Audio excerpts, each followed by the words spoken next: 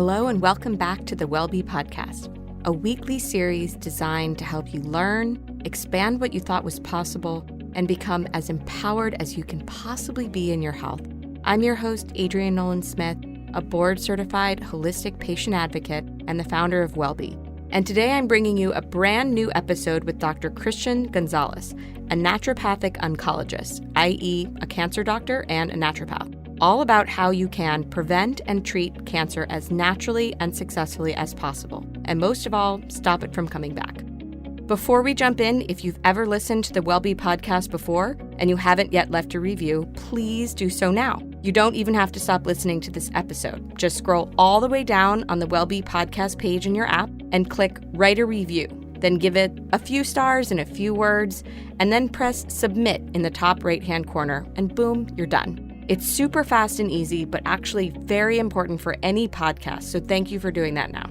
All right, so cancer is one of those horrible, terrifying topics and types of conditions that you really don't wish on anyone, and it's heartbreaking to hear about. And yet, you likely have people close to you, or maybe even yourself, who have gotten cancer and maybe even died from cancer. I know I do in my own family. It's all too common, and it's the second leading cause of death in the United States. And the conventional treatments, which are generally radiation and chemotherapy, are so powerful and so destructive to the human body and the immune system in order to kill cancer cells and tumors that some people end up dying just from the treatment. And even then, conventional treatments are a bit of a crapshoot, with certain cancers still having a poor survival rate or a bad remission rate. And while cancer, quote unquote, sucks, which is a popular hashtag and slogan you may have heard, it's actually created from within your body and your cells, so it's part of you, not some foreign invader determined to take you down, which I think is a popular misconception. There are tons of natural cancer therapies out there, and books and websites and clinics that offer a way to treat cancer beyond conventional radiation and chemo. Naturopathic oncology means that a licensed and trained naturopathic doctor also trains in and specializes in oncology, which is the medical term for cancer, using many different tools apart from chemo and radiation to treat cancer. In some cases, naturopathic oncologists work in conjunction with conventional doctors administering chemo and radiation, also known as oncologists, and in other cases, they offer tools and treatments instead of or in lieu of conventional treatments. Dr. Gonzalez works in conjunction with conventional oncologists, so we'll talk about that a bit today. And in our conversation, he explains how he works with cancer patients, what really works to treat, prevent, and stop cancer from coming back in his experience. And he also dispels some cancer myths and gives really good tips on how to live that you can use whether you're thinking about preventing cancer or just trying to optimize your health and live a long and happy life. Here is Dr. Christian Gonzalez. Christian, thank you so much for being on the show today.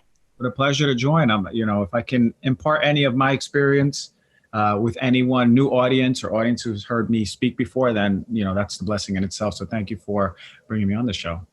Of course, I'm honored to have you. So I have a ton of questions for you because in my holistic patient advocacy work, I have now worked with private clients who have, cancer, even stage 4 cancer, very serious kinds of cancer. And it's been a real learning experience for me to support them because cancer patients and cancer care is just so different from other kinds of chronic disease and chronic symptoms. So what made you decide to complete your residency in oncology? And how does integrative or naturopathic oncology differ from conventional cancer treatment today?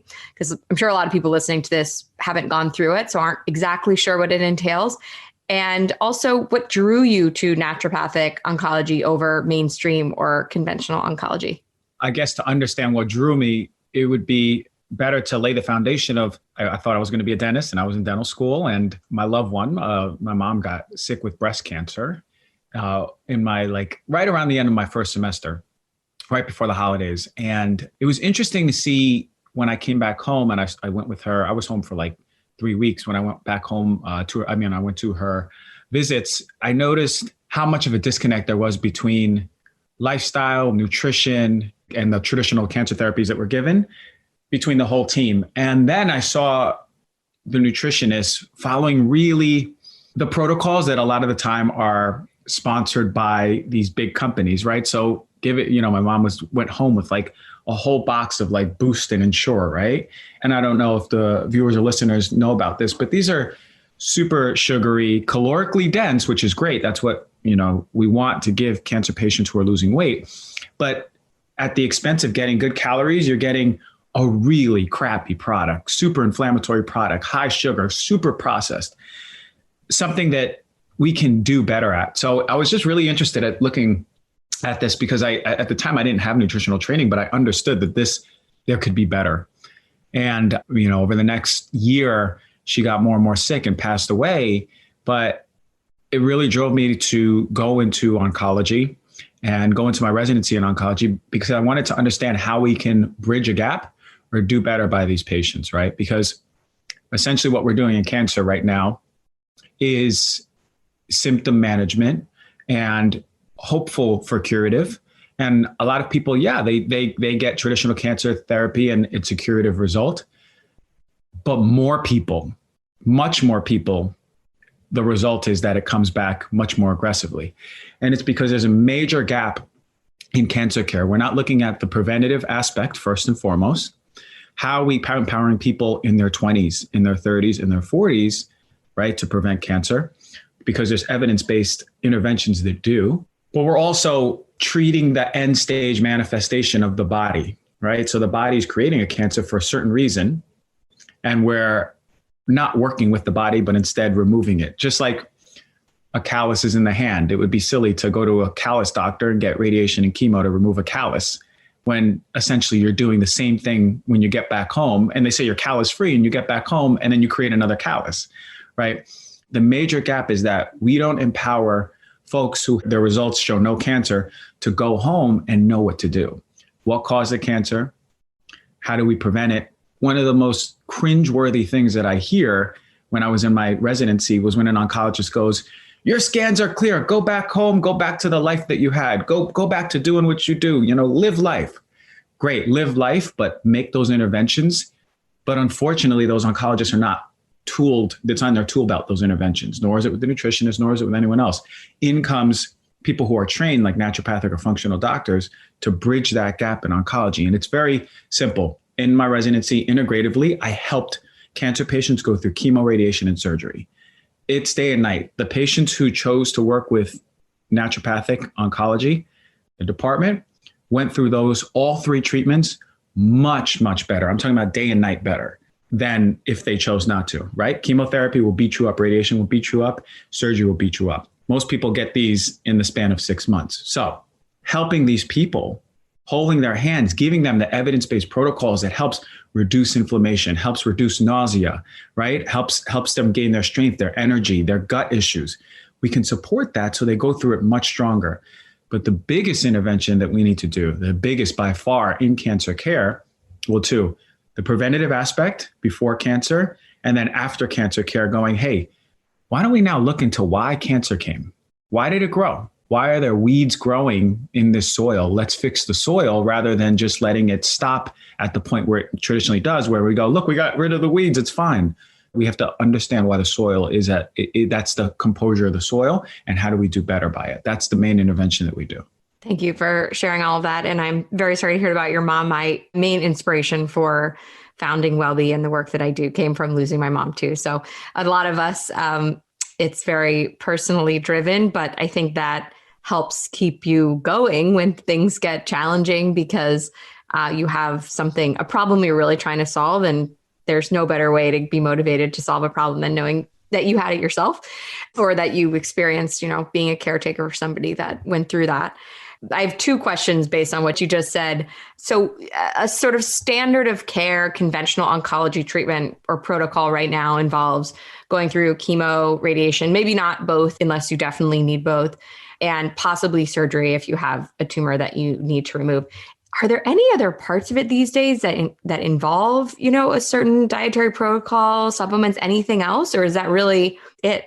There's many nutritionists in different hospitals that do help with patients, getting them in calorically dense foods. That's some of the major things, right? Because patients go through a process called cachexia at some point when they're really sick. They're super inflamed and they're basically not absorbing nutrients correctly. They're breaking down muscle tissue.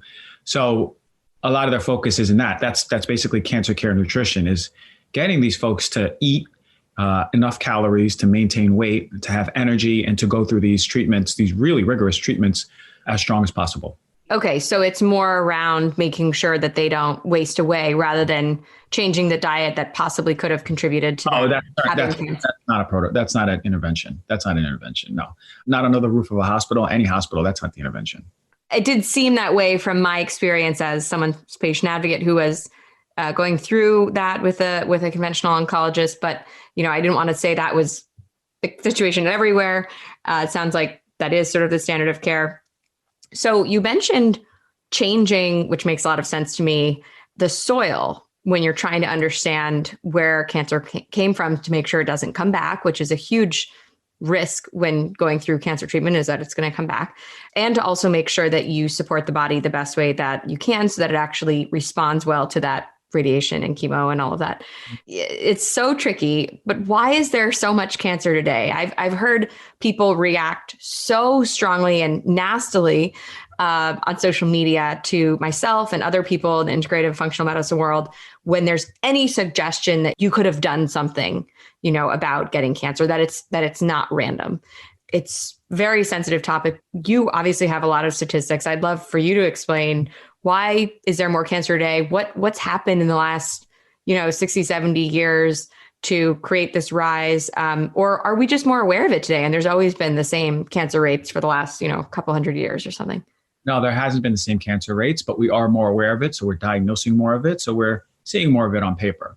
But the rates of cancer for most cancers are going up such that it's predicted around 2050, there'll be 1 in 3 women and 1 in 2 men with cancer. More and more and more, right? So the question is why? Well, I would disagree with anyone who says that cancer is random, because it's certainly not.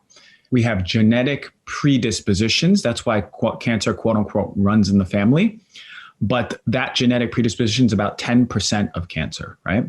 So if your mom had cancer, you're about 10% likely more to get it than someone who doesn't have a close family relative. Now we see that 90% of cancers, right? Minimum 90% of cancers are within our power, right? Epigenetically speaking, there are inputs throughout life that influence genetic expression and or add to oxidation in the body, right?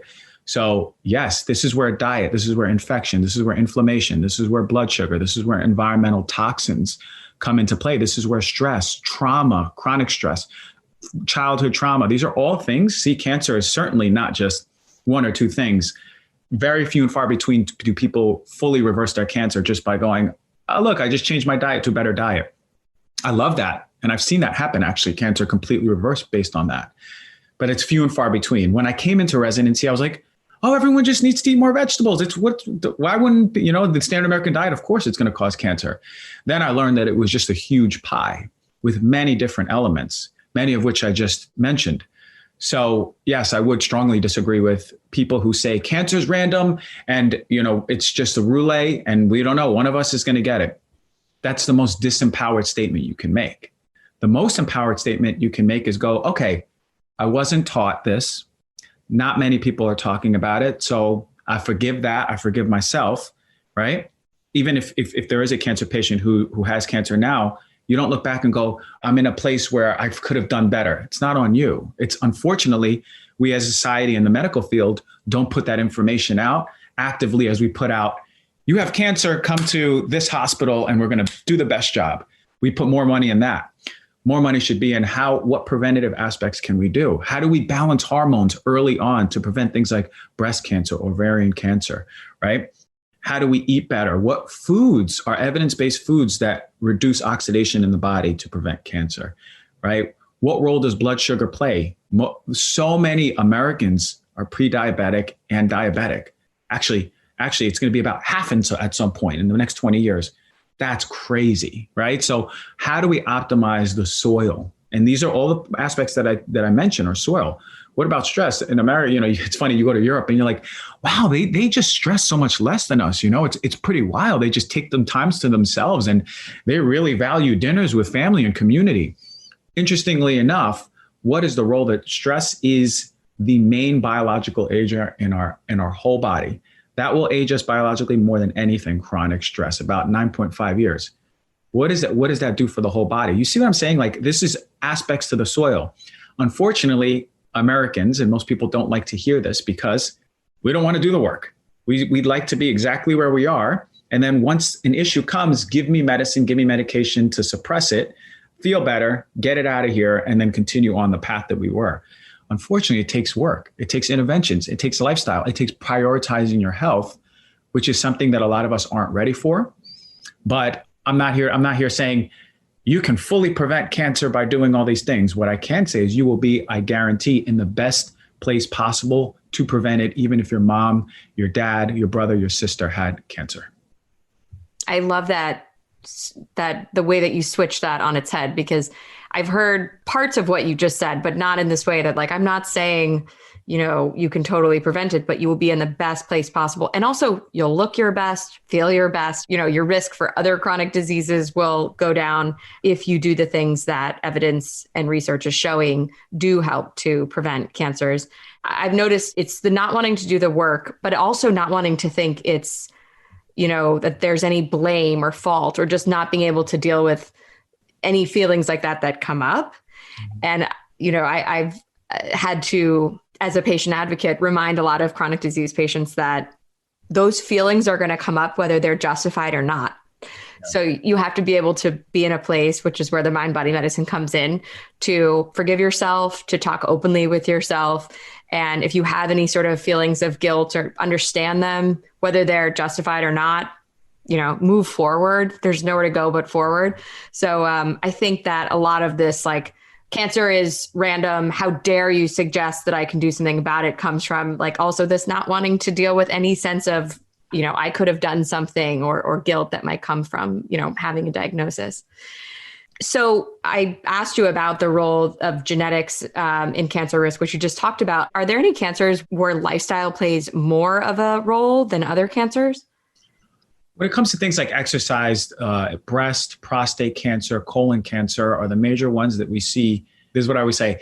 If you can put exercise's benefits and efficacy into a pill, the pharmaceutical industry would jump on it as the number one cancer treatment. Okay, so preventatively speaking, and even post-cancer care, there's reductions in the return of cancer, right? You keep yourself in remission longer. And even preventatively, we know that what it does as far as overall health and chronic disease. So yes, there's some more evidence, especially for the bigger ones, right? Like colon cancer, breast cancer. I haven't seen anything on lung cancer, which is a major one too.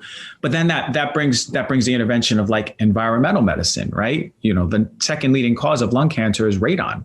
And anyone who has a home, needs to get their radon checked, their radon levels, right? Second leading cause of cancer behind cigarette smoking. We should talk about that more, particularly because lung cancer is then one of the number one cancers. If not, I think it is number one. So interesting is that we don't talk about these things, these interventions that we can make early on. What about breast cancer, hormonally driven cancers? What are the number one things that I talk about is hormone disruptors. Where do we find most of our hormone disruptors? Certainly in some foods, but more so in things like plastics that we're using and exposed to every single day, right? Fragrances that we're breathing in, off-gassing in things like our couches, our rugs, our beds. Whoa. And then you tell this to someone who has cancer, they go, what do you mean? My couch, my rug, and my bed gave me cancer. It's not necessarily that, but that chronically, like we're talking about dropping drips into a bucket over time, 5 years, 10 years, this exposure is disrupting the very things that are protecting you from cancer, right? Couple that with a standard American diet, couple that with increased inflammation, blood sugar dysfunction, American life balance, lack of exercise, another chronic disease, family history, and trauma from childhood or something like that. And since you were talking about female, breast cancer, throw in synthetic birth control pills. Yeah. So as a whole, what you have to think about the main mechanisms as what drives the cancer, right? And we don't talk about it enough in the medical field. But again, going back to someone who this figurative person that's diagnosed with cancer, they're not told this. They can't blame themselves. It's like something is revealed to you 5 years later and you go, whoa, what do you mean? Like the land that I was on had radon. I didn't know that. No one told me. I didn't even, what is radon? See what I'm saying? Yeah, the lack of awareness and education, it's simply an elemental gas that's released It can come through cement, it can come through pipes, it can come through walls on many of on the foundation of a house because of the dirt it's built on. Most people have a radon inspection before. And it's funny because I haven't talked about this in a while, but yeah, like if you're a homeowner, get your radon level checked and make sure that it's safe. If it's a number 2 leading cause of lung cancer, why isn't the American consciousness going, whoa, cigarettes cause lung cancer? Oh, shoot, but so does radon. You see what I mean? Why aren't we talking about that enough? The same thing goes, why aren't we talking about plastics as much as we are going, actually, I don't know what people are saying what causes breast cancer, but why aren't we talking about plastics as the leading cause of breast cancer? Because it certainly is one of the leading causes of hormone disruption. And we know for a fact, hormone disruption is a driving force of breast cancers and uterine cancers, right? So I'm trying to illuminate the lack of education in the American public, purposeful or not. I don't know where it is, but there's just not enough education for people to go, you mean to tell me I can just switch to a glass or stainless steel water bottle instead of drinking my Poland Springs every single day? You mean to tell me they make beds that are better quality, that are not off-gassing hormone disruptors all night while I'm sleeping on it? You see what I mean? So how do we empower people? And that's sort of the work that I've been doing and a lot of my colleagues. Yes, that's just a huge part of WellBe's mission as well.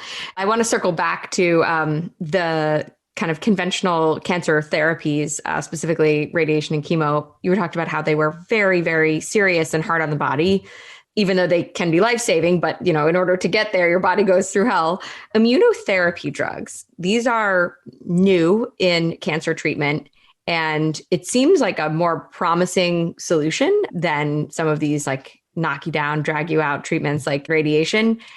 Do they have the same tough effect on the body? I mean, they're pharmaceutical, obviously, so they're not natural the way that these natural interventions like diet are that we spoke about, or removing hormone disruptors.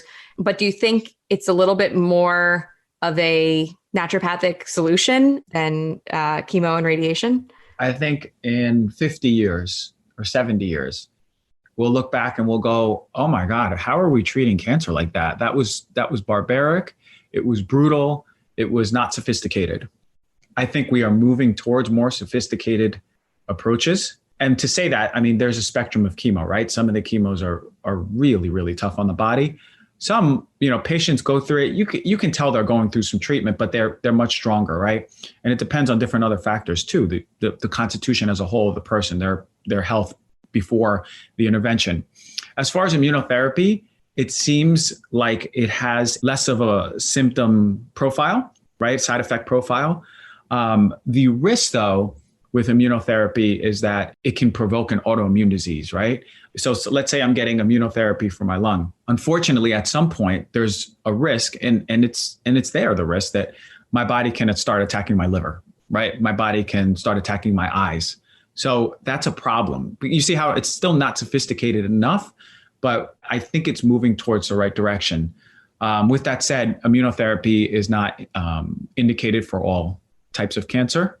Only a few. The last I checked when I was in residency, we were doing it for lung cancer. We were doing it for skin cancer. So again, it's not all cancers. A limited amount compared to all the cancers out there. Yeah. But it seems to be better than some of the chemotherapies I saw for lung cancer and skin cancer. Got it. Okay. Thank you for that clarification, because I think certain people I know that talk about cancer talk about it like, similar to how people talk about the COVID vaccine, like, oh, it's just this miracle, like we've been waiting for, and this will solve all these problems. When in fact, there's a different set of risks, but there are risks, and it's not for every cancer. And it might end up being that way. But right now it's, limited. I'll say this, we are far from a cancer cure. We are not near it. We are not near it because we're not working in the correct paradigm.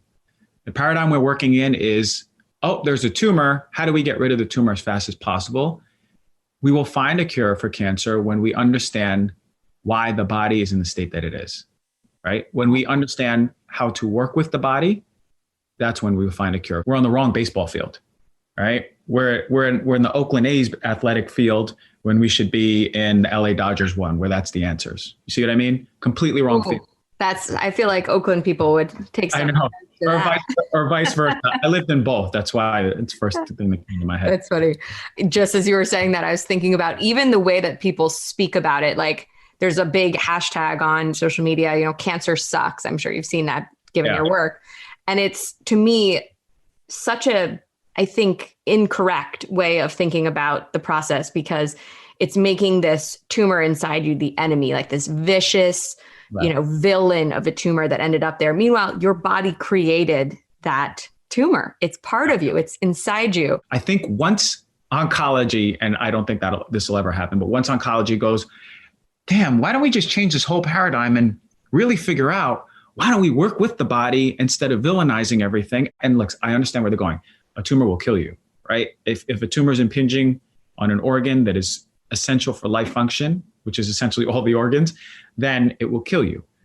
But the question is how do we develop an understanding that is working with that understanding too? But to be honest, I don't think that's where the money is. Yeah. To me, another analogy that I just thought of was sort of like, getting a divorce, or trying to avoid getting a divorce, and not understanding how you got to that place to begin with, just dealing with like the acute, like, divorce issue, not trying to work backwards and say, what led us to get to the point where we wanted to get divorced? And then once we figure that out, we can understand a lot more about how to treat this divorce or treat this cancer. And I think that's the paradigm shift that you're referring to, is that if we don't understand the root causes of these cancers and really empower people to understand how their lifestyle and everything that's happened to them, even if it was something they didn't know about, like radons, I remember my mom didn't die of cancer, but she had this job for a year or two, like refurbishing furniture, antique furniture for this family that sold them all in these, auction sites or something. So I think she worked in a garage with toxic chemicals stripping furniture for 2 straight years. Yeah. Of course, that can have a role in later things, even if at the time nobody warned her about that. Or it's not to say, she did all these things that she should be blamed for. It was just one of those things, that contributed to her toxic load. I think there's a lot of that. And when people can acknowledge, oh, these things happened to me, or I was doing these things, and boom, boom, boom, here we are. How do I undo those things, go backwards, kind of wiggle back into it, while also, saving my life? They'll be in the Dodger Stadium or the right playing field. Really quick, the one point you made that was really resonated with me is the word divorce. If you at a place with your partner and that's on the table, like that's the tumor of the relationship, then it gives you the relativity to look back and go, shit, we've gotten to a place where the word divorce is on the table. We've gotten to a place where the manifestation tumor is on the table. And it forces you, and this is the difference. A lot of people go, divorce, that's it. Irreconcilable differences, we don't get along, right?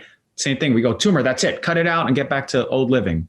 But if we stop and we go, damn, divorce is on the table, damn, tumor is on the table, how do we go back and understand how we got here? Unfortunately, the tools, and especially us as doctors, we don't empower patients enough to understand, how did we get here? The same goes with divorce attorneys, right? That's their job, to just break them up. But instead, how do we look back and go, relatively speaking, how do we get here? So it was something that really resonated with me, the analogy. I want to circle back to the fact that you practice naturopathic oncology, because it's, I hope, is the future of all oncology, but it's still a relatively small percentage of the oncology practice in the US. Like, do you know the percentage? Is it 10%, 5%? 1%, 2%, very tiny. 1%, 2%. Okay. Even smaller than I thought. In your experience, in both in residency with patients and all of your research, do certain cancers respond better to this naturopathic or functional approach? Or do all cancers seem to, you said it was like night and day, respond better? And you sort of already alluded to it, but like, what are those things that the naturopathic oncology community is focusing on really intensely that the standard of care conventional oncology protocol doesn't include? Well, without speaking in absolutes, almost every single patient who underwent integrative cancer care went through chemo, radiation, surgery, one or all, or two or three, all of them much, much better. And when I say much better, if anyone, viewers or listeners, know, I'm sure we all know someone who went through cancer care, but if you're with them day in and day out, it's horrible. It's really difficult, right? They're throwing up a few times a day. They're losing weight.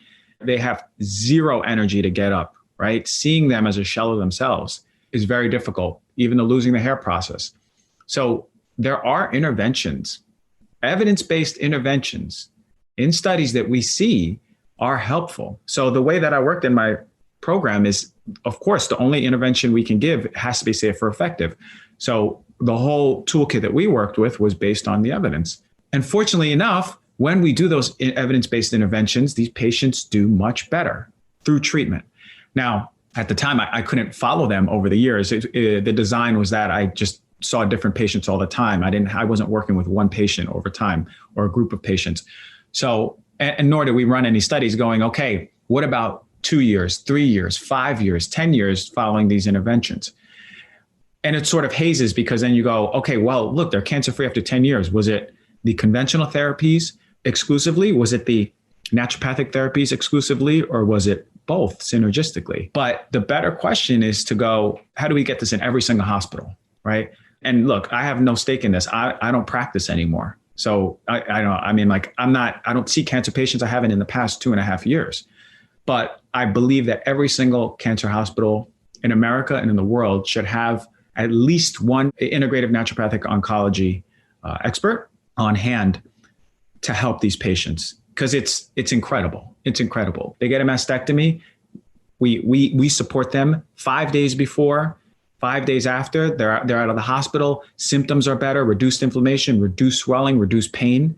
You see what I'm saying? Very and safe and effective intervention. So I really think that there's more than a place. There's essentially what we do is incredible work.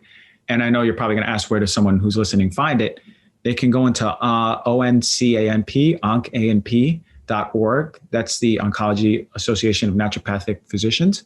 And there you can find tons of information. You can type in breast cancer and find in like all of these alternative articles that'll really start empowering you. You can learn more.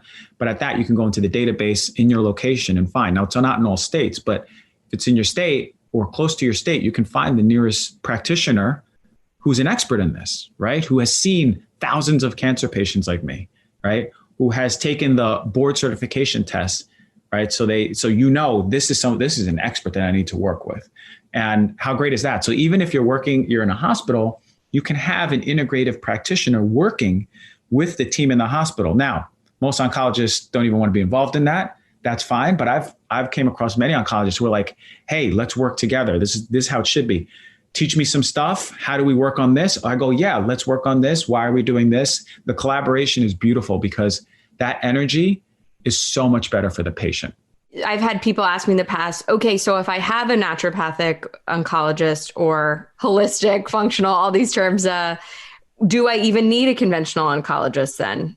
You should go to a conventional oncologist, get testing, get imaging, hear what they say, because I'm not an alternative cancer doctor. I am an integrative cancer doctor, meaning that my training is in working with the conventional therapies, right? That's a standard of care. Are there people out there doing otherwise and reversing cancers? I'm sure. But my training is only in the integrative aspect. Right. My question was more the things like imaging and like administering chemotherapy when needed and stuff. Do that with the conventional. Okay. So naturopathic oncologists don't really do that as much. Yeah. Just like you wouldn't hear an oncologist go, here's your list of supplements that are going to help you get through chemo and radiation, right? Or just like you won't hear an oncologist go, you're done with cancer, now let's get to the root of why it came.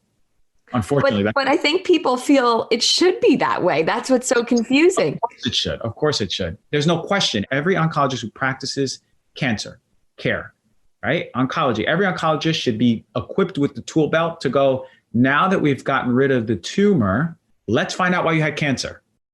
They should be equipped with that tool belt. They don't know what tests to do, right? They don't know what to look for. Most aren't trained in environmental medicine, if any. Certainly most aren't trained in the nutrition aspect. Certainly most aren't trained in the mind-body aspect. Rightfully so. Their training and their time has to go into everything that they're doing. I'm not villainizing them at all. Right. This is their job. Their tool belt has A, B, C. That's it. But right. And like you were saying, we're so far from a cancer cure and it's still so complicated that even just the administering of chemo, radiation, and surgery for cancer tumors and the testing that goes along with it and understanding all that is so complicated currently that perhaps that's really all they have room for in their training. Again, none of this podcast is to put down any oncologist. I work with some incredible ones whose heart are in the right place, right?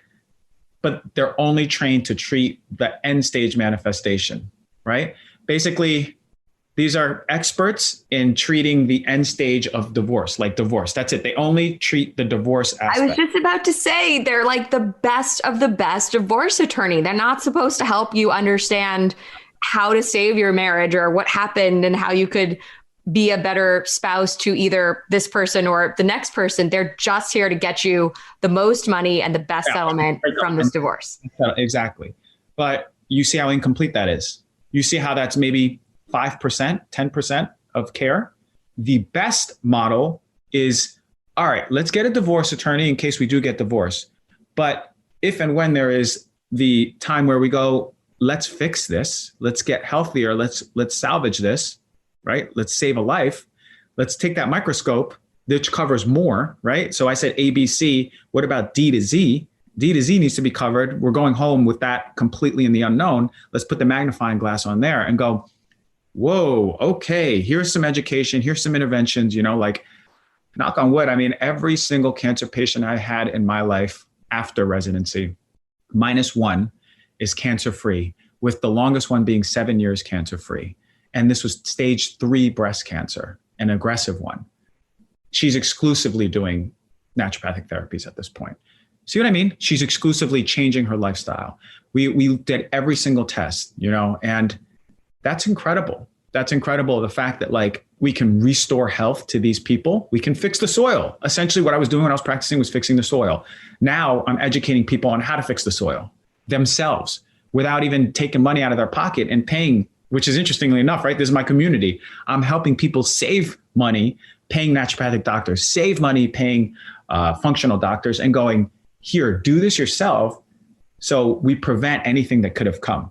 See what I mean? So that's sort of work that I find more important at this point. Yeah. So you mentioned naturopathic interventions, and I think we've alluded to what they are more or less, diet being a big piece of it, getting hormone disruptors out of your environment. But what would you say are, the top 5 tools that naturopathic interventions come up with or that are most effective at, for example, your stage 3 breast cancer patient keeping cancer in remission? Balancing hormones. So taking a hormone test that is not readily used in conventional medicine. There's many out there, Dutch test being by far the best one. And if you have breast cancer, you take this every 6 months minimum, right? And I've seen the power of naturopathic interventions, balance hormones, exclusively naturopathic interventions, fully balance hormones in women with breast cancer and ovarian cancer. Balance the hormones, take a complete audit of your exposures in your home, optimize air quality in your home and at work, wherever you are most of your day, including things like mold. A complete audit on your nutrition. Are you eating nutritionally dense foods throughout the day? What foods are not serving your body? Take a complete audit on your gut health, because if you're not absorbing any of those nutritious foods, then what are we doing? What are we working for? And then the mind-body aspect. If you're carrying a lead book bag of trauma that you've had since childhood or teenagehood, I'll be honest, I've had patients who completely reversed their cancer they were doing all the right things, right? Everything that you would think, I'm eating better, I'm working out. I even got rid of the stuff in my home, but it wasn't till the point where they forgave someone from their past that they needed to. You see what I'm saying? That's what opened up the floodgates. So it's not even to be minimized. This is in no particular order. They're all just as important. If you don't handle that mind-body aspect of stress that is chronically activating your brain, chronically activating your adrenals, chronically activating your sympathetic nervous system, that is chronically increasing inflammation, that is chronically reducing your immune system health every single day, then what are we doing, right? So we're reducing that inflammation, balancing the body. So the mind-body aspect cannot be understated. And this is where different expertise come in. So those are the 5 things that I would say, quick interventions. You can do this over months, right? 2-3 months, you're already on the best place you've ever been in your life, even if you had cancer. Okay. I love those. Those are a lot of things that WellBe focuses on as well, because it's across the board chronic disease healing. Yeah. Not just cancer, as you know, that those 5 things are really key for. And I'm glad that you mentioned the inflammation thing, because inflammation, well, and gut health, but inflammation comes up a lot with the various guests and investigative guides that we do, because the body doesn't understand where the inflammation is coming from. It just knows there's stagnating inflammation or stagnating energy. So whether that's not being able to forgive somebody, or environmental toxins in your home, or processed foods in your diet, it's sort of having the same effect. And so that's how I like to explain to people that can't really wrap their head around, how can not forgiving somebody have the same impact as chemicals in my home on cancer?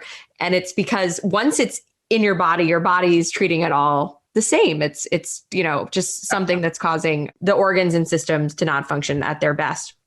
But I want to circle back to something that you said earlier that I have a question about. And that's, there are a lot, as you know, of alternative cancer websites and resources, not naturopathic or integrative necessarily, but alternative, meaning focus on the things outside of chemo, radiation, and surgery that can help with cancer prevention, but mostly cancer recovery.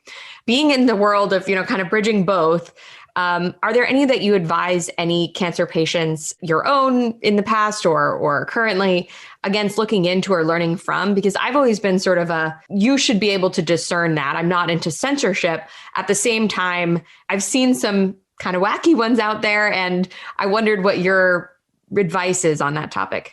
I think more of the alternative treatments out there are harmful than good.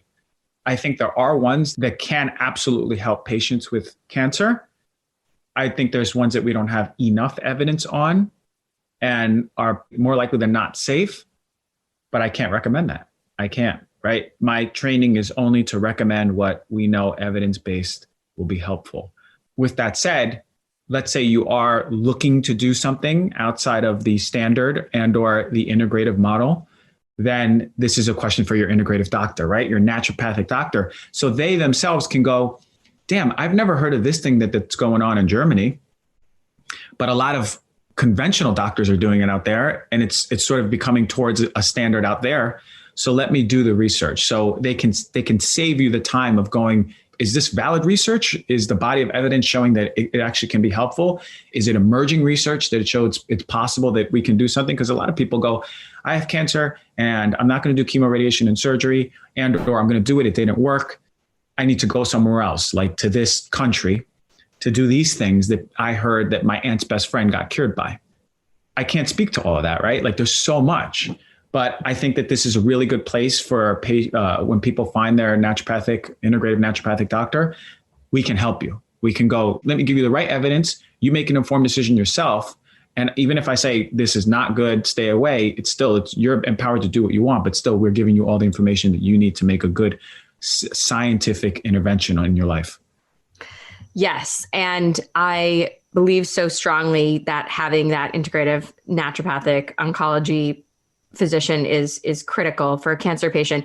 I have seen situations though where people are either on, Medicare or just really struggling to make ends meet. And so their conventional cancer care is covered by either their insurance or Medicare, but they don't have much disposable income outside of that. And so they're trying to do the things that they know might help on their own and just using the internet as their, sort of doctor. And it's not the way to go about it. You need someone who has expertise to help you. I've just run into that a few times where I don't know how to advise because I can't say go spend money on something that, may not be covered and therefore be out of pocket. But also you can't just use like every person that says they've worked cured from cancer as a reputable source. Like it's just very confusing. So I'm glad you have run into that too. You mentioned the naturopathic oncology website. I forget exactly what the acronym was, but are there other resources that you recommend to people who may have a cancer diagnosis or a loved one that does, who are trying to, let's say a naturopathic oncologist is not available in their state? What else should they turn to? There's not much. Unfortunately, there's not many resources that are alternative that are, for me, on my perspective, I would go, that's trustworthy, right? They use enough evidence that is verifiable enough that you can go, okay, I feel comfortable with this. It's really just Oncology Association of Naturopathic Physicians, ONC-AMP, and there's the American Association of Naturopathic Physicians, AAMP. That's overall health, right? You can really look at some good articles. NDNR, that is a publication of alternative naturopathic doctors where you can learn more about. It's really good for doctors out there too. Those are the three places that I would look, starting with the ONCANP, Oncology Association of Naturopathic Physicians. Okay, got it. So we're almost out of time, but I wanted to ask you two more questions, one of which should be quick. The other one, I'm not sure. Based on everything that you know from your training and your experience, both working directly with patients and then also advising people, not as direct patients, but more in a digital way. What are the most important or valuable lessons you've learned about integrative oncology and what really works? I know you talked about the tools, those 5 really important tools. So accessing those or making sure you're practicing those and having somebody that's really evidence-based and open-minded that you can speak to, like a naturopathic oncologist. But just what are those things that have stood out and you're just like, yes, that's a key, that works? The mind-body part. The mind-body part is a key. It is, if not the key, it's incredible what patients feel in their overall liberation, and then how the other aspects and other interventions are even more powerful when they get their mind-body connection right. When they go deep into their traumas, they go deep into their chronic stress that could have essentially been the biggest piece of the pie for why cancer came. That needs to be reconciled for every cancer patient. Yeah. I'm glad that you mentioned the chronic stress element too, because some people have said to me whenever I bring this topic up for chronic disease, yeah, I had a pretty good childhood. Like, I don't feel any traumas. I'm good. And almost like, oh, you must be digging for something that's wrong with me. Like, I'm a pretty happy, fine person. I just have, Lyme disease, or I just have lupus or whatever. But it's also just the chronic stress elements. And are they feeling purposeful? Are they actually happy? Are they doing things routinely, right, that can help to minimize stress? Sense of purpose. What is your life, right? Like, these are bigger questions that we need to ask. What is your sense of purpose? Because a driver in your longevity is, if not the driver of longevity, aside from community, is sense of purpose. Why are you here on earth, right? Like, your body knows if you're not fulfilling a bigger picture. We didn't come to earth to sit behind a cubicle, and type behind a computer for 8 hours a day. It's not why we're here. So again, this is the work that needs to be done for every patient, not just cancer patient. And we are doing it. And the beautiful thing is that we can get so many people healthy doing it. Yeah, I love that. All right. My very last question for you, and this is something that I ask every guest on this show, is how do you, quote unquote, get Wellbe? Get Wellbe is our website URL, but also all of our social media handles and our hashtag. But most of all, I think it's the get as part of, the title, even though Wellbe is the company name, is important because, like you said, health takes work. You have to do the work. Good health isn't just going to happen. It's not like the luck of the draw. And so I always ask, how do you get Wellbe? What are those can't miss, no matter what crazy day you're having where you've got to meet that deadline or everything goes wrong? Do you still make sure to do in order to keep yourself well and prevent chronic disease in the future? I get Wellbe by doing rituals. Rituals are the number one thing that I think anyone can do for their health. Because when you do rituals, you set aside time for yourself every single day. And by setting aside time for yourself every single day, you start creating more of the things that we spoke about. Sense of purpose, self-awareness. You start releasing and reducing that trauma that you have every single day. You start empowering yourself to go through the day much more vigilant in everything you're doing, much more purposeful in everything you're doing. If you're not doing rituals, I believe you're living in autopilot. If you're living in autopilot, all of a sudden things come to you, right? Things in life come to you, but also diseases arise out of nowhere. When you're empowered, conscious, and doing things like rituals to create that space, then all of a sudden you're driving your life. And that's the most powerful thing you can do. That's great. No, I love that. So you'll have to tell me what your ritual is then, of course. I think that's a whole nother show, to be honest. There's so much to do. Affirmations, gratitude, cold shower. I make myself a matcha every morning. I journal. I visualize what my life is going to look like, visualize my physical health, mental health. This is not woo-woo. This is just, some of the most incredible mind-body work you can do. Ground every single day. hike, move. It's my time, and me is the most important person in my whole life. And by me prioritizing me, I get to help my family, I get to help my friends, and I get to help millions of people at this point, which is incredible. I love that. So quick, back of the napkin, how many hours a day do you do rituals? 1, 2? It depends. On average, probably 2 hours, but most people don't have 2 hours. So make it 30 minutes. Just put in there what's most important to you. For me, I have the luxury to do 2 hours of rituals, and that's important for me. Sometimes when I'm in the rush, I'll do 30 minutes. I'll get into meditation, some breath work, and a cold shower, right? But I can't miss my matcha. That's like sort of my tasty reward for all of it. Yes, I have the same process. My tasty reward is a decaf organic coffee and my walk by the ocean. That's my reward for doing the other hard stuff. Well, Christian, Dr. G, as you're known, thank you so much for sharing all this insight. Cancer is something that young people, middle-aged people, old people are concerned about. Like you said, the rates and the awareness is much higher, and yet we are still very far from a cure. And we've been thinking about it in a totally different paradigm or playing field from what's actually needed to really get a handle on it as a society, as a whole, Earth, humanity.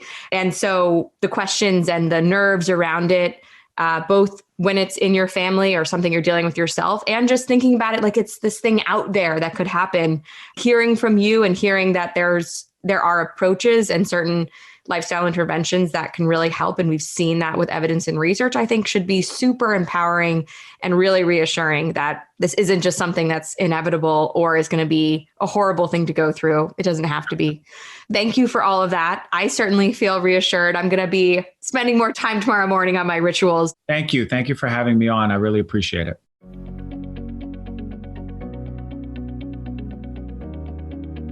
Now, I'd love to know, what's an action you can take now based on Dr. Gonzalez's advice, whether that's to prevent future cancer cells from forming in your body, or even if you're trying to heal from cancer right now.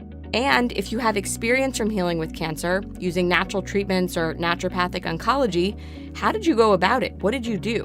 Whatever your experience has been, make sure you leave a comment on the article version of this episode on getwellbe.com, and you'll find a link in the show notes. It's helpful for the entire WellBe community to hear your stories and experiences and know your takeaways and your insights. Also, while you're there, become a WellBe Insider so that you can get all of our latest content, special offers, and personal notes I don't share anywhere else weekly in your inbox. Plus, you'll get a free copy of my audio guide on how to feel the best you've ever felt and heal anything. The 10 things you need to optimize your health and heal any health issue, big or small, naturally. Even if you're the healthiest person out there, I promise you'll learn something you didn't know that can help you optimize your health. All right, I'll see you back here next week for another episode of the WellBe Podcast. If you haven't already and found this episode helpful or interesting, subscribe to the podcast. This way you'll never miss a new episode and they'll be delivered to you whenever we publish a new one. And please share this episode with family or friends who you think might find it valuable and informative. It means a lot and helps more people find the podcast. If you already have, then thank you so much. I really appreciate it. Once again, this is your host, Adrienne Nolan Smith, and thanks for listening to the WellBe Podcast.